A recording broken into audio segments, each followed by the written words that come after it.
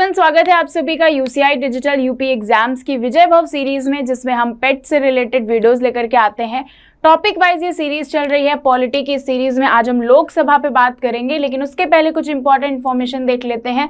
ये आपकी वीडियो की शेड्यूलिंग है। सुबह 7 बजे से वीडियो स्टार्ट होते हैं, रात के 9 बजे तक आते हैं। आप अपनी प्रायोरिटी और ज़रूरत के हिसाब से इसे देख सकते हैं और कैसे क्या कौन से टाइम पे कौन सा वीडियो आता है। साथ में जैसे अगर हम बात करें डीआई की, तो अखिल सर डीआई पढ़ाते हैं और इनके द्वारा जो ये डीआई का सेक्शन है वो पूरे पेपर में 20 मार्क्स का आता है, तो ये इंपॉर्टेंट हो जाता है। ऐसे ही जो जनरल अवेयरनेस वाला पार्ट है वो मेरे द्वारा लाया जाता है और ये पूरे पेपर में 10 मार्क्स का आता है। सेम आप हिस्ट्री देख सकते हैं कि हिस्ट्री का जो पार्ट है मॉडर्न हिस्ट्री वो 10 मार्क्स की आती है और 5 मार्क्स की मॉडर्न हिस्ट्री आती है अलग से, और एंशिएंट और मेडिवल 5 मार्क्स की आती है। तो 10 मार्क्स जो है वो इनके सब्जेक्ट्स भी कैरी करते हैं, तो इसको ज़रूर से देखा करिए। 5 नंबर की ज्योग्राफी आती है, अर्थमेटिक रीजनिंग 5 मार्क्स के आते हैं, साथ में जीके जीएस भी 5 नंबर की आती है। तो अगर आप इंटरेस्टेड हैं तो ज़रूर से, अगर आपने पेट का फॉर्म फिल किया है तो इसको ज़रूर देखा करिए। ये हमारे कुछ सोशल मीडिया पेजेस हैं, जैसे कि ये हमारी टेलीग्राम आईडी है यूसीआई डिजिटल, यहाँ पर आप हमें फॉलो कर सकते हैं। फ्री मटेरियल आपको मिल जाएगा, वो आप डाउनलोड कर सकते हैं। इंस्टाग्राम पे आपको बहुत सारे अपडेट्स मिलते रहते हैं और सेम आपको फेसबुक पे आप हमें ज्वाइन कर सकते हैं, ताकि आपको कुछ भी नए अपडेट्स आते हैं कोर्सेज से रिलेटेड तो वो आपको पता चल जाए।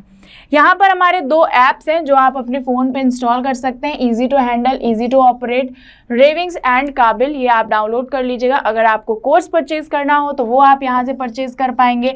अगर आपको फ्री क्विज़ेस अटेम्प्ट करनी हो तो वो आप यहाँ से कर पाएंगे। तो जो भी आपको ज़रूरत हो वो आप कर सकते हैं। 2 कोर्सेज हैं हमारे पास। एक लूसेंट का कोर्स है, 199 रुपीज़ पर सब्जेक्ट आपको पे करना रहेगा। इसके लिए बहुत एक्सरसाइज पे बहुत जोर दिया गया है। आपको पता है कि लूसेंट की जो बुक्स होती हैं उसमें भारी मात्रा में क्वेश्चंस दिए गए होते हैं, तो वही चीज़ें हमने यहाँ पर कवर कराने की कोशिश की है। 199 में 6 मंथ के लिए आपको एक सब्जेक्ट का कोर्स मिलेगा। और अगर हम बात करें इस सब्जेक्ट के क्या फीचर्स हैं इस कोर्स के, तो ये कोर्स हिंदी में है, सबसे पहली बात। दूसरी बात, यहाँ पर हिस्ट्री का आपको और हिस्ट्री का कोर्स नहीं है, और साथ में आपका फिजिक्स का नहीं है। बाकी फिजिक्स वॉल्यूम 1 नहीं है, वॉल्यूम 1 है, वॉल्यूम 2 नहीं है। तो ये सारी चीज़ें आप देखते हुए सभी शर्तों को सुन लीजिए और उसके बाद अगर आप इंटरेस्टेड हैं तो ज़रूर परचेज कर लीजिएगा। यहाँ पर हम देख रहे हैं 6 मंथ का एनडीए का कोर्स है, नॉमिनल से चार्जेस हैं। अगर आपने फॉर्म फिल किया है, आप एग्जाम देने वाले हैं, तो इसको आप परचेज कर सकते हैं। 600+ आवर्स की आपको रिकॉर्डेड वीडियो लेक्चर्स मिलेंगे, साथ में कॉन्सेप्ट होगा, एक्सरसाइज होगा। आप कॉल करके अपने डाउट्स पूछ सकते हैं, और अगर आप यहीं के रहने वाले हैं तो आप हमारे सेंटर भी विजिट कर सकते हैं। सेम आपका 1 ईयर का भी एक पैकेज है जिसके लिए आपको इतना पैसे पे करने हैं, और आपके लिए 1 ईयर के लिए 600+ वीडियोस जो है वो 1 साल तक के लिए ओपन रहेंगे। बाकी सारे सेम फीचर्स हैं। बात कर लेते हैं आज के अपने चैप्टर की। तो आज हमने लोकसभा से स्टार्ट किया है, जिसका ये पार्ट 2 है। एक पार्ट इसका आ चुका है, तो अगर आपने वो नहीं देखा है तो ज़रूर से देख लें। इंपॉर्टेंट क्वेश्चंस हम इसमें कराने वाले हैं, तो देख लेते हैं। बिना किसी देरी के शुरू करेंगे आज के अपने क्वेश्चंस। देखते हैं पहला क्वेश्चन क्या कह रहा है। झारखंड क्षेत्र से लोकसभा के, अच्छा ये उसके ही आगे की सीरीज है, यानी कि उसमें हमने 30 क्वेश्चंस किए थे, आज हम 31 से स्टार्ट कर रहे हैं। तो झारखंड क्षेत्र से लोकसभा के सदस्यों की कुल संख्या कितनी है? अगर मैं कहूँ कि इस तरह के जो क्वेश्चन हैं कि झारखंड से कितनी संख्या है कुल लोकसभा के सदस्य, तो भाई साहब टोटल हमारे पास कितने स्टेट्स हैं? टोटल हमारे पास 28 स्टेट्स हैं। और अगर आप इस तरह से एक एक स्टेट की याद करने लगे ना कि कहाँ पर कितनी लोकसभा सीट्स हैं, तो फिर बहुत मुश्किल हो जाएगा याद कर पाना। तो करना क्या है? करना ये है कि जो भी हमारे पास न्यूज़ में रहेंगे, जैसे इलेक्शन हुआ किसी का तो वो न्यूज़ में आ जाता है। जैसे अभी इलेक्शंस हुए थे यूपी, गोवा, मणिपुर और आपका साउथ और यहाँ पर पंजाब में, तो ये जैसे 4 स्टेट्स के इलेक्शन होते हैं, तो आप इन 4 का उस टाइम पर याद रखें। एज अ करंट अफेयर भी आपका प्रिपेयर हो जाएगा, और साथ में क्या प्रिपेयर होगा, ये स्टैटिक भी प्रिपेयर हो जाएगा। तो अभी रिसेंटली जो है एग्जाम हुआ था, उसमें इस तरह का मैचिंग करके क्वेश्चन आया था। इस तरफ सारे स्टेट्स लिख दिए गए थे और इस तरफ उनकी लोकसभा सीट्स लिख दी गई थी, तो आपको मैच करना था कौन सा किसका है। तो इस तरह के सवाल बन जाते हैं। 14 सीट्स हैं झारखंड में। अभी क्वेश्चन आया है तो हम एक बार देख लेंगे, अदरवाइज इनको सिर्फ इग्नोर करिएगा। जो क्वेश्चंस आपको न्यूज़ में देखें, जो स्टेट्स, उनका ज़रूर याद कर लेना।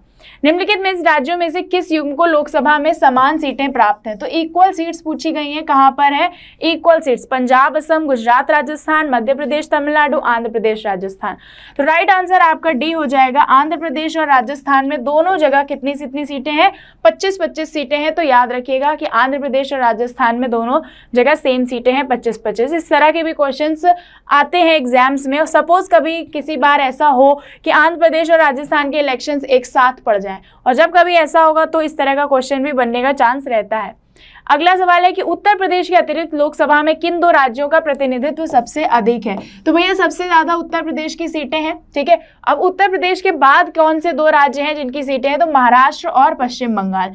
महाराष्ट्र में आपको 48 सीटें देखने को मिलेंगी और पश्चिम बंगाल में आपको 42 सीटें देखने को मिलेंगी। तो ये बात आप याद रखिएगा, 48 सीटें आपकी महाराष्ट्र की हैं और पश्चिम बंगाल में आपकी 42 सीटें हैं, और 400 के करीब आपकी किसमें है? उत्तर प्रदेश में है। तो ये याद रखिएगा। अब नेक्स्ट क्वेश्चन है कि वर्तमान में किस राज्य का लोकसभा में अधिकतम सदस्यों की संख्या के हिसाब से दूसरा स्थान है? तो जैसा अभी हमने देखा, दूसरा स्थान किसका होगा? महाराष्ट्र का होगा। फर्स्ट प्लेस जो है वो यूपी का है, सेकंड प्लेस महाराष्ट्र का है और थर्ड प्लेस आपका वेस्ट बंगाल का है। अभी हमने पीछे इस क्वेश्चन को कवर किया है। वेस्ट बंगाल में 42 सीट्स हैं। अगला क्वेश्चन जो है बात करेंगे, उत्तर प्रदेश के बाद सबसे अधिक संसदीय क्षेत्र किस राज्य में है? सेम क्वेश्चन है, पूछने का तरीका अलग है। Maharashtra is the right answer. Uttar Pradesh के बाद सबसे ज्यादा संसदीय क्षेत्र जो है वो आपके महाराष्ट्र में है। नेक्स्ट क्वेश्चन है, बिहार में लोकसभा की सीटों की कुल संख्या कितनी है? तो भाई बिहार में कितनी है? 40, 50 या फिर 52, 50, 40 सीट्स हैं या फिर 54। तो भाई 40 सीट्स हैं, याद कर लो। अगर इलेक्शंस हैं बिहार के तो याद रखना, अगर नहीं है तो कोई बात नहीं। छत्तीसगढ़ राज्य में लोकसभा के कितने निर्वाचन क्षेत्र हैं? छत्तीसगढ़ में 11 हैं। अगला सवाल, निम्नलिखित 4 राज्यों में से किस राज्य के से लोकसभा में सबसे कम सदस्य हैं? तो हरियाणा से सबसे कम सदस्य होते हैं। हरियाणा में 11 सीट्स ही हैं। आंध्र प्रदेश में आपके 25 हैं, ठीक। केरला में शायद 20 या 21 हैं और उड़ीसा में 20 हैं। इस तरह से डिवीजन है, तो याद रखिएगा, इसको दोनों को एक बार चेक कर लीजिएगा।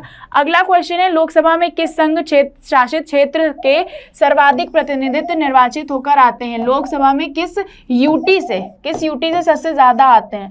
दिल्ली, पुदुचेरी, लक्षद्वीप, अंडमान निकोबार। तो सबसे ज्यादा जो है आपके दिल्ली से आते हैं, 7 लोग निर्वाचित होकर के आते हैं। बाकी सभी जगह से एक लोग आते हैं। और आपका अगर हम बात करें Dadar Nagar Haveli and Daman and Diu, तो यहां से आपके 2 लोग आते हैं, ठीक। तो ये याद रखने वाली बात है।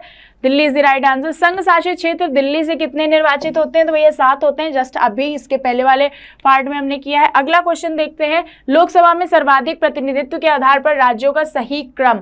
सर्वाधिक प्रतिनिधित्व के आधार पर तो मध्य प्रदेश में तो है नहीं, सबसे पहले यूपी आएगा, तो यूपी इन तीनों में ही है। फिर इसके बाद यूपी के बाद सबसे पहले यूपी में सबसे ज्यादा है, उसके बाद महाराष्ट्र में है 48 सीटें, और उसके बाद वेस्ट बंगाल में कितनी है? 42 सीटें। तो राइट आंसर आपका क्या हो जाएगा? B will be your right answer.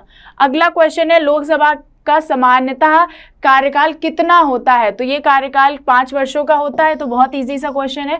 और अगर पूछा जाए राज्यसभा का कार्यकाल कितना होता है, तो राज्यसभा का कार्यकाल कुछ भी नहीं होता, लेकिन राज्यसभा के मेंबर्स का कार्यकाल जो है वो 6 वर्ष का होता है। और हर 2 वर्ष बाद जो है उसमें क्या होता है, 1/3 रिटायर हो जाते हैं। ये मैंने आपको पढ़ाया है।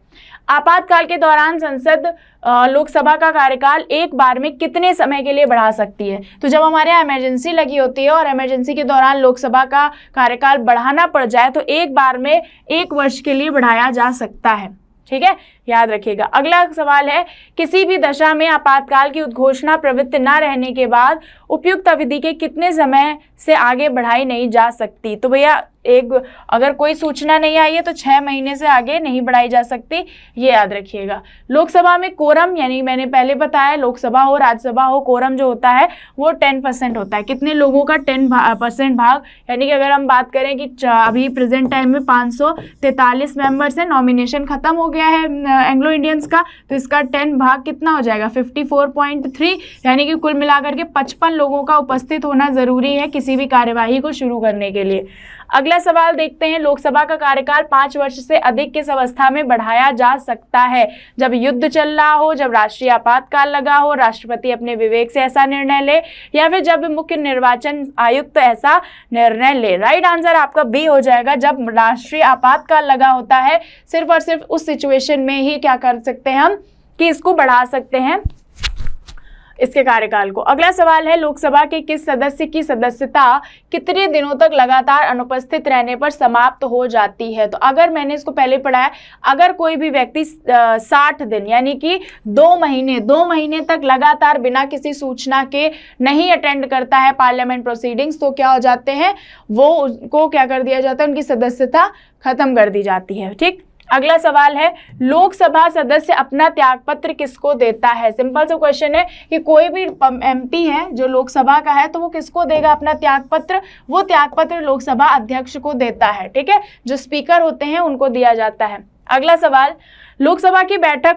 की अंतिम तिथि तथा दूसरी बैठक की प्रथम तिथि के बीच में कितने समय से अधिक का अंतराल नहीं होना चाहिए? क्वेश्चन चाहे जितना बड़ा हो, या फिर हम इन शॉर्ट कहें तो ये होगा कि लोकसभा की 2 बैठकों के बीच कितना अंतर हो सकता है। तो लोकसभा की 2 बैठकों के बीच ज़्यादा से ज़्यादा मैक्सिमम जो अंतर हो सकता है वो 6 महीने का हो सकता है, उससे ज़्यादा नहीं हो सकता। अब जब 6 महीने का अंतर होगा तो एक साल में कितने बार लोकसभा मिल पाएगी? 2 बार मिल पाएगी। तो ये आंसर हमारा सही हो जाएगा कि लोकसभा के कम से कम कितने सत्र बुलाए जा सकते हैं एक साल में? तो दो कम से कम तो 2 बुलाए जा सकते हैं, ज़्यादा से ज़्यादा तो भैया रोज सभा हो, अच्छी बात है। राष्ट्रपति लोकसभा के कार्यकाल को पूरा करने के पूर्व कब भंग कर सकता है? तो प्रधानमंत्री की सलाह पर, उपराष्ट्रपति की सलाह पर, लोकसभा अध्यक्ष की सलाह पर या सर्वोच्च न्यायालय? तो सिर्फ और सिर्फ प्रधानमंत्री सलाह देते हैं तब वो उसको क्या कर दिया जाता है, भंग कर दिया जा सकता है।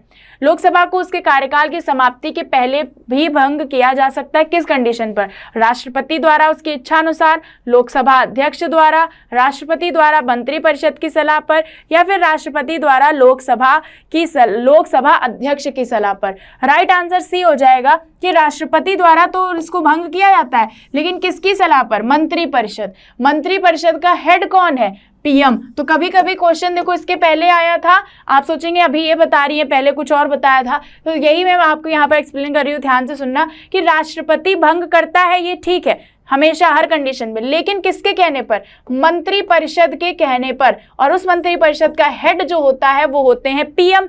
तो कभी कभी यहाँ पर प्रधानमंत्री के कहने पर लिखा होगा या फिर कभी कभी मंत्रिपरिषद, तो याद रखिएगा। अगला सवाल है, लोकसभा सदस्य बनने के लिए योग्यता किससे कम नहीं होनी चाहिए? भारत का नागरिक होना चाहिए, ठीक है, उम्र 30 वर्ष से कम नहीं होनी चाहिए, पागल या दिवालिया ना हो, सरकारी लाभ के पद पर ना हो। तो ये सही है, ये सही है, ये सही है। लेकिन एक जो इसमें इन्होंने गड़बड़ी कर दी, वो 30 वर्ष लिख दी। ये तो राज्यसभा की एज है, अगर यहाँ 25 होता तो ये ऑप्शन भी सही हो जाता। और यहाँ पर पूछा था कौन सी एलिजिबिलिटी नहीं है, तो बी नहीं है, तो आंसर क्या हो जाएगा? बी हो जाएगा। ठीक है।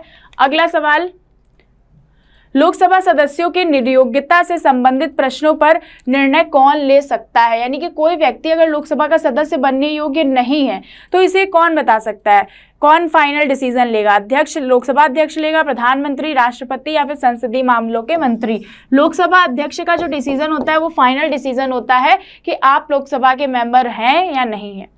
निम्नलिखित में से किसे लोकसभा का अभिरक्षक कहा जाता है? लोकसभा का अभिरक्षक लोकसभा अध्यक्ष को कहा जाता है, इंग्लिश इसकी होती है स्पीकर। नेक्स्ट, चलो ये आपके सारे क्वेश्चन थे जो बहुत इंपॉर्टेंट थे। अगर आपको लगता है कि ये सेशन यूजफुल है तो अपने दूसरे दोस्तों के साथ ज़रूर शेयर करें, आपके सपोर्ट की ज़रूरत है। ज़्यादा से ज़्यादा इसको देखा करें और शेयर किया करें अपने सभी दोस्तों के साथ। मिलेंगे अपने इसके एक और पार्ट में। Thank you so much.